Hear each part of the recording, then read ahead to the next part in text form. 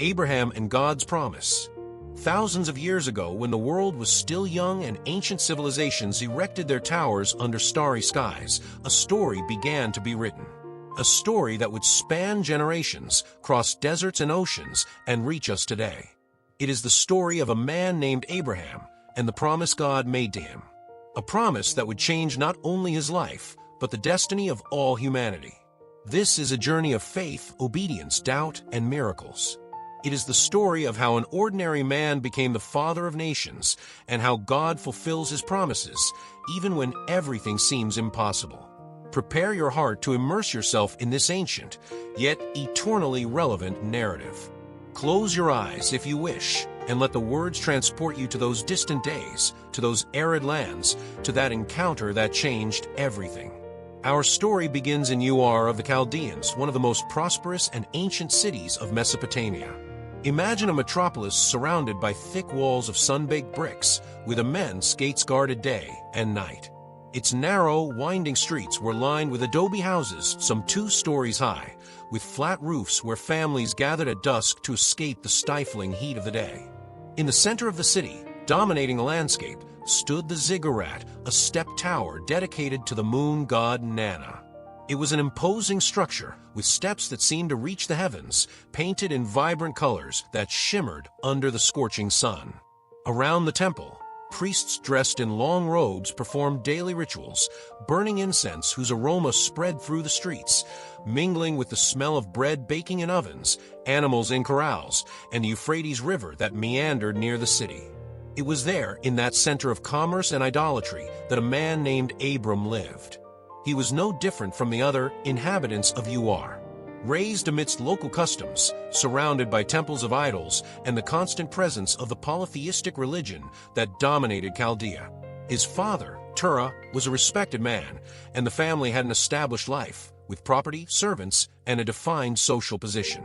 Abraham walked the same streets every day. He saw merchants trading fabrics from India, spices from Arabia, precious metals, and grains. He heard the constant noise of blacksmiths hammering bronze and copper, potters shaping vessels on their wheels, and women chatting as they filled their jars with water at the communal wells. Life in Ur was predictable, safe, comfortable, but something inside Abram was restless. The stone and wooden gods that surrounded the city did not speak to his heart. The empty promises of the priests did not bring peace to his soul. There was a void that not all the riches of Ur could fill. And then, in a moment that would change everything, the true God, the creator of heaven and earth, the one who does not dwell in temples made by human hands, spoke to Abram. We don't know exactly what that first encounter was like. The Bible doesn't detail whether it was an audible voice echoing in the quiet of the night, whether it was during the day, amidst his daily tasks, or whether it was a deep and unwavering conviction that settled in his heart. What we do know is that it was undeniable. It was transformative. It was divine. God said to Abram, "Leave your country, your people, and your father's household, and go to the land I will show you. I will make you into a great nation, and I will bless you. I will make your name great, and you will be a blessing. I will bless those who bless you, and whoever curses you I will curse, and all peoples on earth will be blessed through you." Pause for a moment and consider the weight of those words. God was asking Abram to leave everything. His homeland with its familiar landscapes, its ancestral traditions, its places of memory. His relatives, the cousins, uncles, aunts, the entire network of relationships that provided security and identity in that tribal culture. And his father's house, the center of the family structure, the source of inheritance and protection. And where should he go? God didn't say. He only said that he would show him the way. It was a calling that demanded blind trust, absolute faith, obedience without tangible guarantees. But there were promises, grand promises. Abram would be the father of a great nation. His name would be magnified. He would be a source of blessing. And even more impressive, through him all the families of the earth would be blessed. This last promise pointed to something much greater than Abram could imagine at that moment, something that would reach millennia into the future. Abram was 75 years old when he received this calling. He was not a young adventurer seeking novelty, but a mature, established man with a life built. The decision he made was extraordinary. He believed. He simply believed. He trusted the voice of that God whom he did not fully know, but who spoke with an authority that no idol in Ur had ever possessed. Imagine the preparation for that journey. Abram talking to his wife Sarai, explaining the inexplicable, sharing a promise that seemed impossible, especially since they were both elderly and had no children. Sarai, at 65 years old, hearing that her husband had received a call from God to leave everything and set off into the unknown. There were undoubtedly moments of doubt. Nights when Abram looked at the starry sky above Ur and wondered if he had understood correctly. Days when the voice of pragmatism whispered that he was being foolish, that he was risking too much, that he should stay where it was safe. But faith prevailed. Abram began to organize the departure. He gathered his servants, both men and women, who would accompany him on this uncertain journey. He separated the flocks of sheep and goats, the cattle, the donkeys that would carry the tents and supplies. He packed the few possessions they could take, the valuables, the provisions of water and food for the desert crossing. His nephew Lot, son of his deceased brother, decided to accompany them. Terah, his father, also joined the caravan, although he would not reach the final destination, as he would die in the city of Haran, halfway there. And then, on a morning like any other, but different from all the others, the caravan set off. The wheels of the chariots creaked, the animals mooed and bleated, the children ran between the folded tents, and Abram gave one last look at the walls of Ur.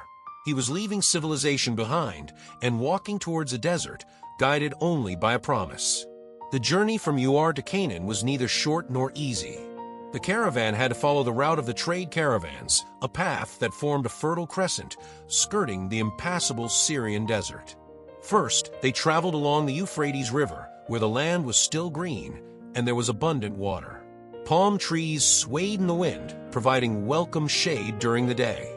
At dusk, the caravan set up camp, spreading out their goatskin tents and lighting fires around which families gathered. At night, the desert transformed. The stifling heat of the day gave way to a penetrating cold. The sky filled with more stars than could be counted, scattered like diamonds on black velvet. Abram often left his tent and gazed at that immensity. There, under that cosmic canopy, he felt the presence of God, although he did not yet fully understand where he was being led. The caravan passed through small villages and towns. In Haran, they stopped for a while. Haran was an important commercial crossroads, a vibrant city where routes from Assyria, Babylon, Egypt, and Anatolia intersected. There, Terah died, and Abram remained until God spoke again, reiterating the call for him to continue on to Canaan. When they finally resumed their journey, the path became more arduous. They left behind the verdant riverbanks and entered drier regions. The sun beat down relentlessly on them. The sand penetrated everything, their clothes, their food, their eyes. Water had to be carefully rationed. Days turned into weeks, weeks into months. But Abram did not turn back. Each step was an act of renewed faith. Finally, after a long and exhausting journey, the caravan crossed the hills of Palestine and arrived in the land of Canaan. It was a different land from Ur. It did not have the large walled cities, the imposing ziggurats, the bustling commerce. Canaan was a land of rolling hills covered with olive trees and vineyards, of fertile valleys and coastal plains. The land was inhabited by the Canaanites, a people who lived in independent city-states, each with its own king. They worshipped gods like Baal and Asherah, performed rituals that included abominable practices, and had a culture that bore no resemblance to what God desired for his people. Abram first arrived at Shechem, a city located in a valley between Mount Ebal and Mount Gerizim. It was a place of great natural beauty, where there was an oak tree considered sacred by the local inhabitants. There, something extraordinary happened. The Lord appeared to Abram and said, "To your descendants I will give this land." Imagine the impact of those words. Abram had walked for months, left everything behind, followed a calling based solely on faith.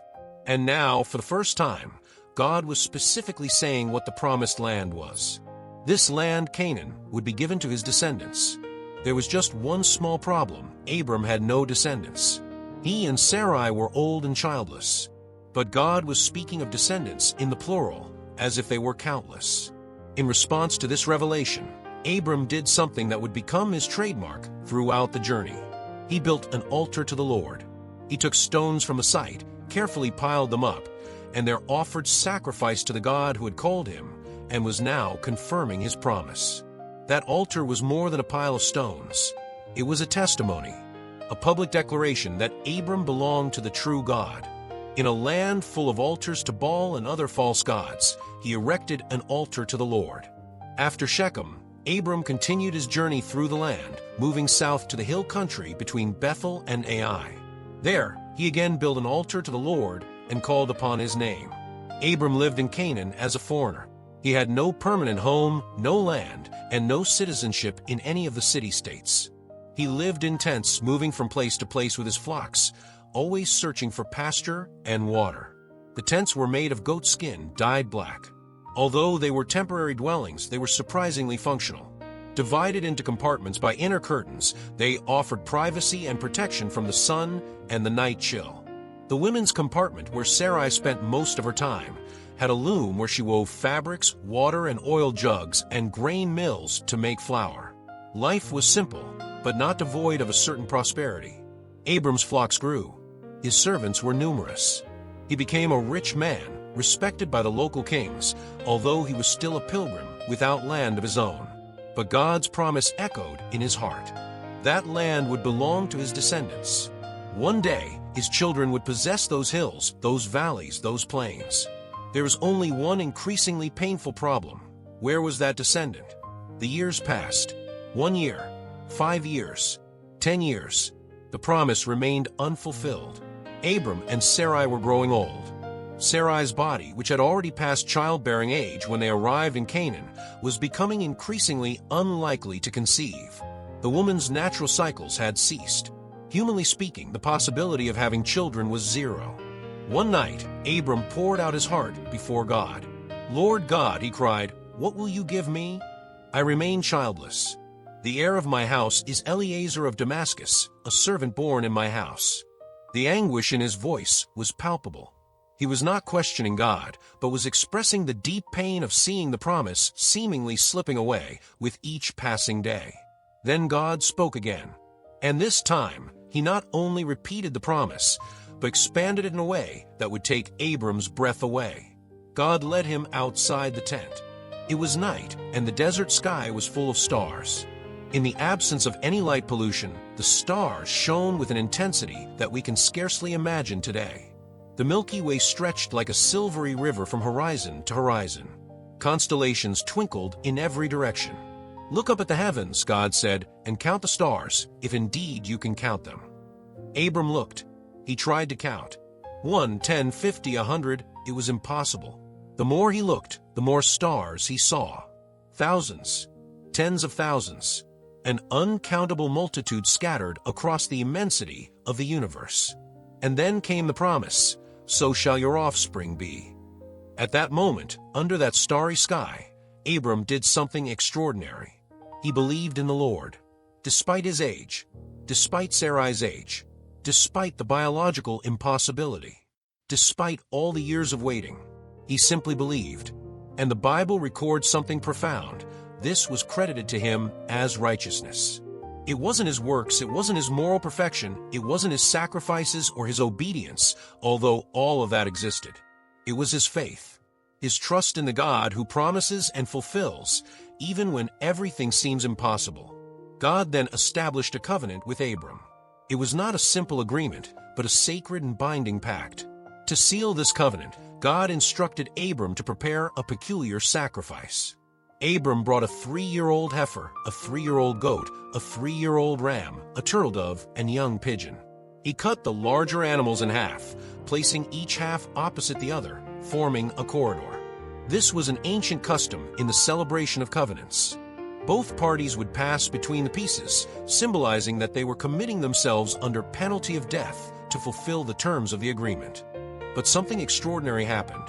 When the sun set and darkness fell over the place, it was God, and only God, who passed between the pieces.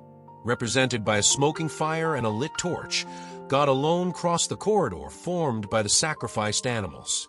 The meaning was profound. This covenant depended solely on God. Abram did not need to pass between the pieces because the responsibility of fulfilling the promise did not fall on him, but on God himself. It was a unilateral covenant based on God's faithfulness, not on human perfection. At that solemn moment, God declared, "To your descendants I have given this land, from the river of Egypt to the great river Euphrates." More years passed. Abram was now 99 years old. Almost a quarter of a century had passed since he had received the original promise, and there was still no son. Then God appeared to Abram again and said, "I am God Almighty. Walk before me faithfully and be blameless. I will establish my covenant between me and you, and I will multiply you exceedingly." Abram fell face down, acknowledging the majesty and holiness of the one who was speaking to him. And God continued, "As for me, this is my covenant with you. You will be the father of many nations.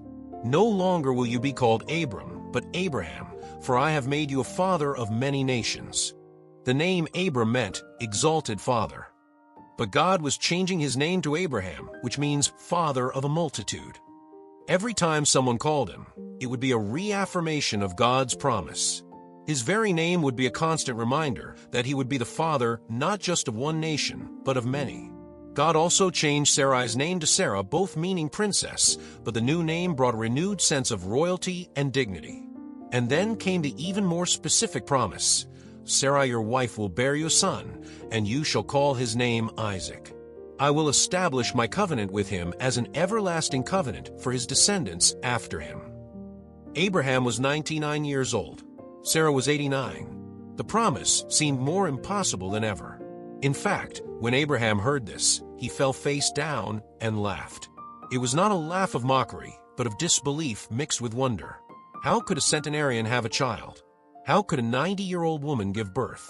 But God answered with a question that would echo through the centuries. Is anything too hard for the Lord? Some time later, Abraham was sitting at the entrance of his tent in the oaks of Mamre in the heat of the day.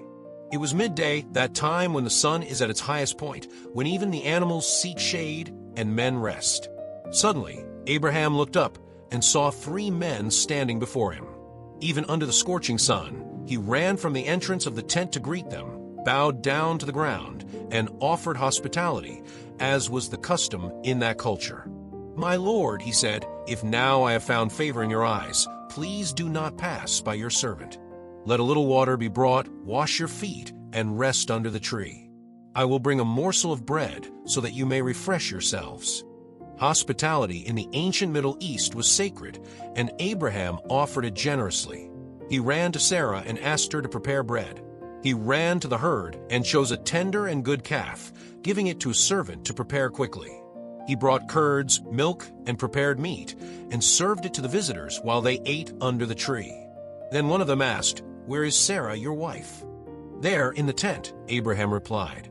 And the visitors said, "I will surely return to you in due time, and Sarah, your wife, will have a son." Sarah was listening at the entrance of the tent, which was behind the man who was speaking. When she heard these words, she laughed to herself. "After I am old," she thought, "and my Lord is also old, will I still have pleasure?"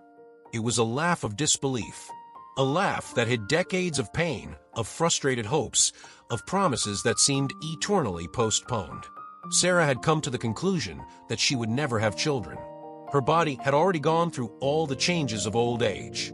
The idea of becoming pregnant and giving birth seemed absurd, impossible, ridiculous. But then the visitor turned to Abraham and said, "Why did Sarah laugh, saying, 'Will I really have a son, now that I am old?' Is anything too hard for the Lord? At the appointed time, I will return to you, and Sarah will have a son." Sarah, afraid, denied it. "I did not laugh." But he replied, "No, you did laugh." At that moment, Sarah realized she wasn't dealing with ordinary men. The Lord himself had visited Abraham's tent. The Lord was faithful to his word. At the appointed time, exactly as he had said, Sarah conceived. Imagine the joy, the astonishment, the wonder when she realized she was pregnant. At 90 years old, her body was experiencing something that shouldn't be biologically possible. The months passed. Her belly grew. The baby moved inside her. The reality of the miracle became more tangible each day. And then Sarah gave birth to a son. There in the tent, probably surrounded by servants who helped with the birth, with Abraham anxiously waiting outside, the impossible happened. The son of the promise was born. They named him Isaac, which means he laughs or laughter. The name was a permanent reminder of their incredulous laughter when God promised a son, but now it was a name of joy, of celebration, of the triumph of God's faithfulness over human impossibility. Sarah said, "God has given me reason to laugh, and all who hear this will laugh with me." And she added, "Who would have said to Abraham that Sarah would nurse children? Yet I have borne him a son in his old age." The laughter of disbelief had turned into laughter of joy. The promise that seemed never to be fulfilled had finally become a reality. 25 years had passed since God's initial call to Abraham. A quarter of a century of waiting, of faith, of trust, of moments of doubt, and moments of reaffirmation. But God had fulfilled his word. The years passed. Isaac grew up. He ceased to be a baby and became a boy, then a young man. He was the joy of Abraham and Sarah. More than that, he was the very embodiment of God's promise.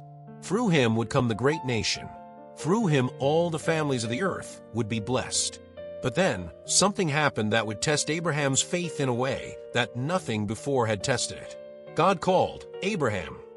"Here I am," he replied, as he had always done throughout all those years. And God said, "Take your son, your only son, Isaac, whom you love, and go to the land of Moriah. Offer him there as a burnt offering on one of the mountains that I will show you." Stop. Read those words again. Let their weight settle in. God was asking Abraham to sacrifice his son. The son he had waited 25 years for. The miracle son. The son of the promise. The only channel through which all of God's promises could be fulfilled. And God wasn't simply asking him to offer Isaac in service or dedication. The word used was burnt offering, a sacrifice in which the animal was completely burned on the altar. How did Abraham react? The Bible simply says, Abraham got up early in the morning. There is no record of questioning. There is no description of an anguished night. There are no words of protest or negotiation. Abraham simply obeyed. Perhaps the night had been long and sleepless. Perhaps Abraham had shed silent tears while Sarah slept beside him. Perhaps he had left the tent and looked at the stars, remembering the promise that his descendants would be like those countless points of light. How could this be fulfilled if Isaac died? But Abraham had learned something throughout all those years walking with God. He had learned that God is faithful, that God fulfills his promises, that when God speaks, he can do the impossible. The Bible tells us that Abraham believed that God had the power even to raise Isaac from the dead, if necessary. He trusted that somehow God would fulfill his promise, even if it required an even greater miracle than Isaac's birth. The next morning, Abraham got up early. He saddled his donkey. He cut wood for the burnt offering. He called 2 of his servants and Isaac, his son, and they set out together for the place God had indicated to him. It was a 3-day journey, 3 days walking under the sun, 3 days of heavy silence, 3 days in which Abraham carried the weight of what he was about to do, 3 days in which he looked at Isaac walking beside him, laughing, talking, alive, and knowing what God had asked. Imagine those 3 days. The conversations around the campfire at night. Isaac, innocent, unaware of what his father was planning. The servants, carefree, simply fulfilling their duty to accompany the patriarch. And Abraham, heartbroken but determined to obey. On the 3rd day, Abraham raised his eyes and saw in the distance the mountain that God had indicated. There it was, the place of sacrifice. He said to the servants, "Wait here with the donkey. I and the boy will go over there. After we worship, we will come back to you." Note the words, "we will return." In the plural, Abraham still trusted that somehow he and Isaac would return together. Abraham took the wood for the burnt offering and placed it on Isaac, his son.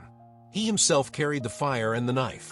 And so the two walked together, father and son, up the mountain. The silence must have been deafening. The weight of the wood on Isaac's shoulders.